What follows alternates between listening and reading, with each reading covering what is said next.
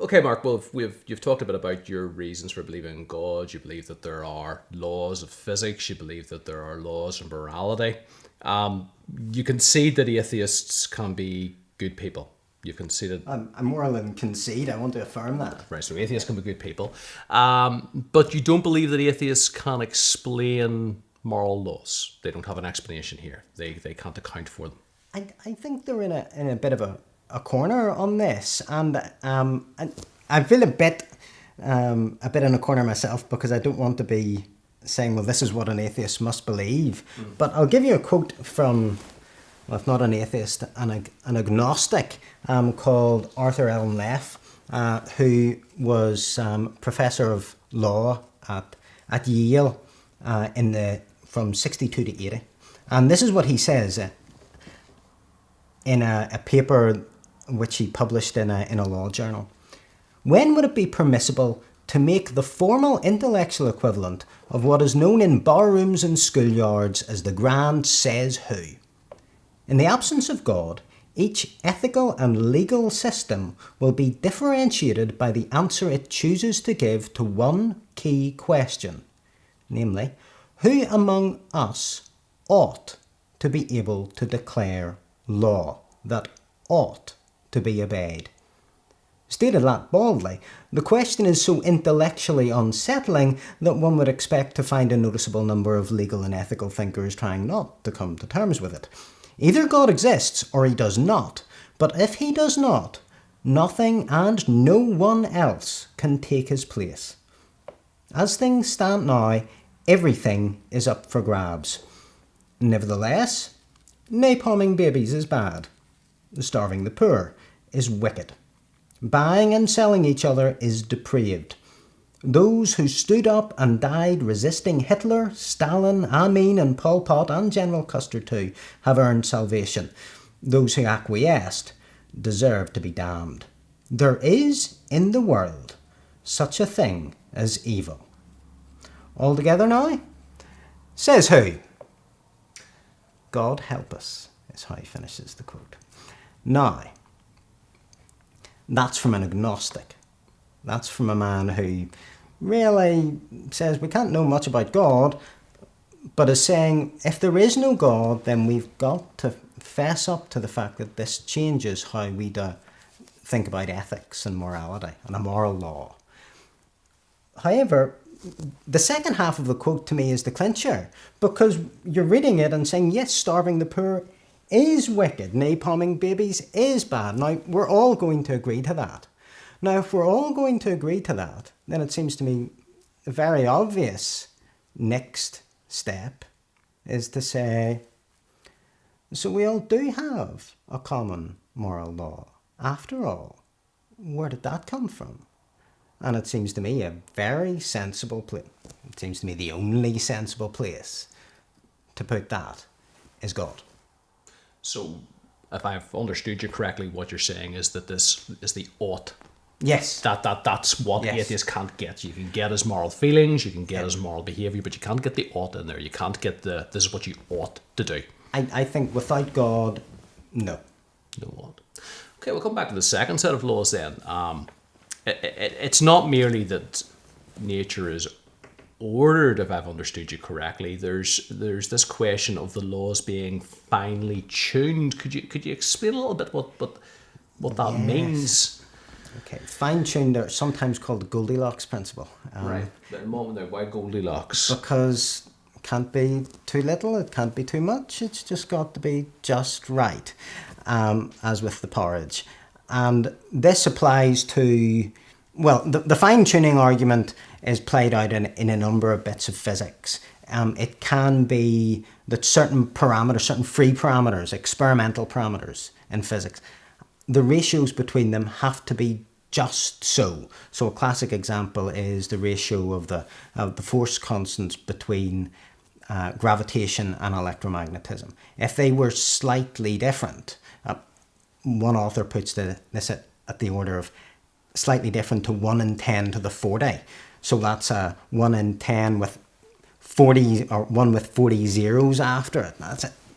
that's an astronomically large number. In fact, that's more than an astronomically large number, because if you think of something like, so the universe is 13.8 billion years old, well, that's about 10 to the 17 seconds. That's a 1 with 17 zeros after it. So that isn't even close to 1 in 10 to the 40. And so the fine-tuning argument says, well, if we were out by 1 part in 10 to the 40, then stellar evolution wouldn't work. Because the sort of stars that we have, which are the right sort of scale and temperature to support a planet going around them, wouldn't exist. And if they don't exist, then we don't exist. My favourite one is one which isn't is one that probably slips under the radar, but which is very obvious. So why do we live in a universe with 3 dimensions? We may think that that's self-evident, and how could it be otherwise? Well, that's false on both counts. It's not self-evident that the universe should have 3 spatial dimensions, and it's not self-evident at all that it couldn't be otherwise. In fact, mathematically, it could easily be otherwise. One of the nice things about studying mathematics is it turns out mathematicians can do with as many dimensions as you want with very clean mathematical apparatus. Now, why do we have 3 spatial dimensions? Well, the scientists can just say, well, that's just the game we're in. We've got 3 spatial dimensions and one of time. Suck it up. And people working in string theory actually want to say, no, we have got more spatial dimensions than that, but they're all wrapped up really tight. So effectively, we've only got 3. But let's put that on the side. Now, the thing is, if we had more than 3, any number more than 3, then we wouldn't be here, because quantum mechanics in higher than 3 dimensions mean you don't have stable atoms, and classical mechanics in more than 3 dimensions means you can't have stable orbits of planets around suns. Now, the question remains, why are we in a universe with 3? We could have had any number, in principle.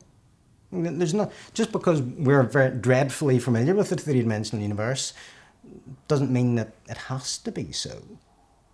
So in a way, you're saying not only are we're not just going to the fact that the universe began to exist. We're saying that the fact that we live in a universe that's got length, breadth, height, time, feeling as well. That's extraordinarily unlikely in and of itself. Well, I'm saying that there seems to be no good reason to say that it has to be so. There's this assumption, as I mentioned earlier, once you've got the laws of physics, then suddenly you don't need God anymore. I just deny that. I say, no, hang on a minute. You've still got to explain the laws of physics. Okay, you've still got to explain why we've got those laws. And these laws just seem to work out very well. And the money is on the fact that the laws of physics we've got are beautifully finely tuned. And I'm not a biologist, thankfully. But if you go to someone like Simon Conway Morris, who's an evolutionary biologist at Cambridge, he famously gives the line, "The universe looks eerily well suited for life."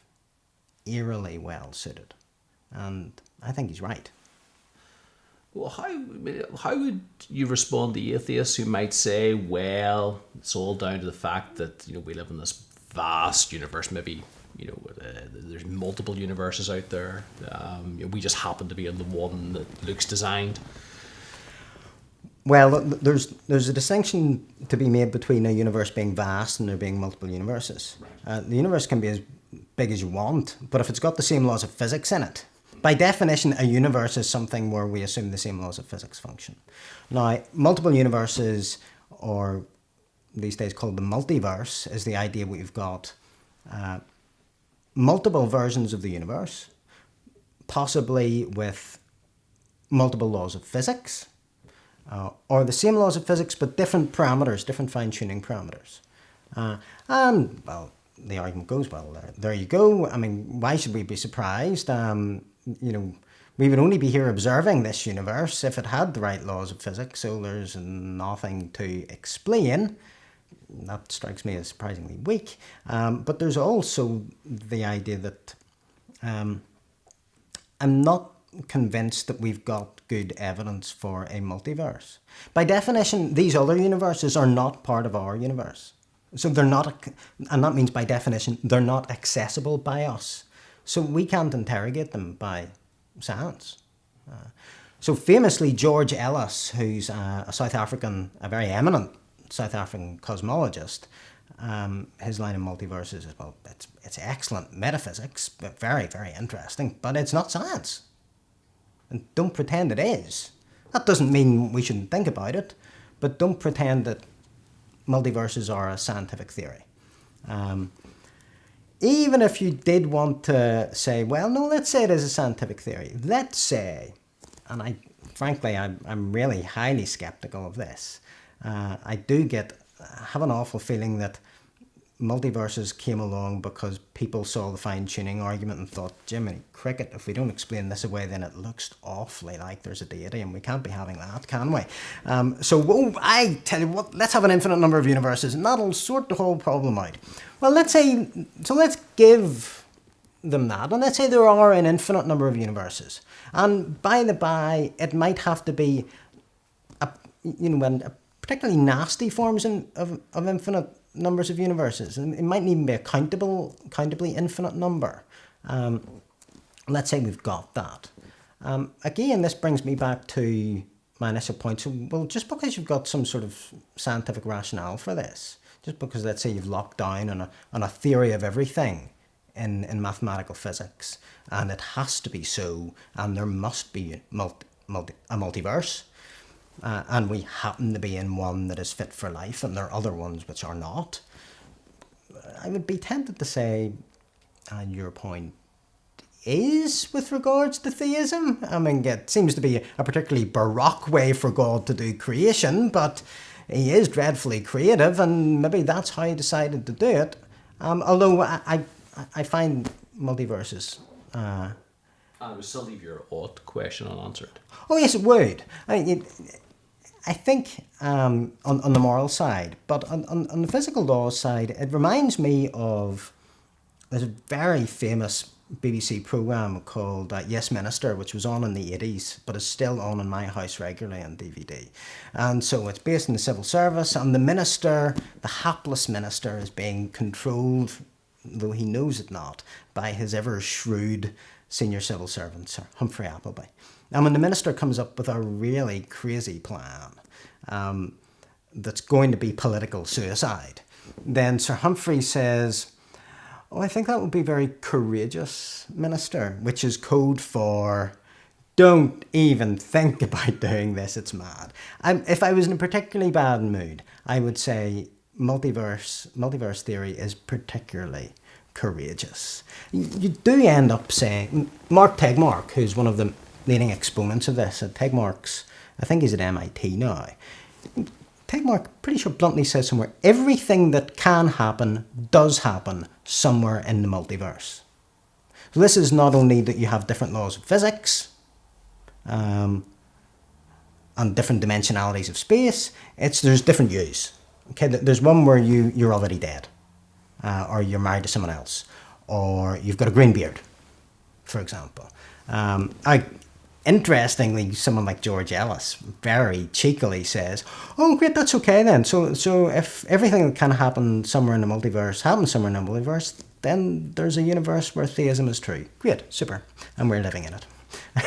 Now, he's just being cheeky, but he's making the point that, as I said before, I think the metaphysical baggage on multiverse theories is so huge as to make you think, really, do you want to go there?